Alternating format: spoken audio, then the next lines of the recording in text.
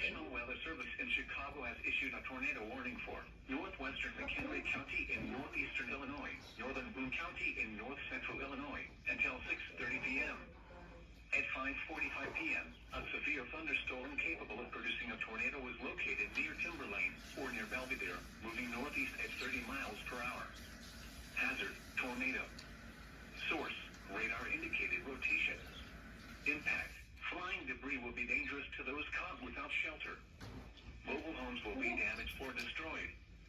Damage to roofs, windows, and vehicles will occur. Tree damage is likely. This dangerous storm will be near Candlewick Lake and Timberlane around 5:55 p.m. Poplar Grove around 6 p.m.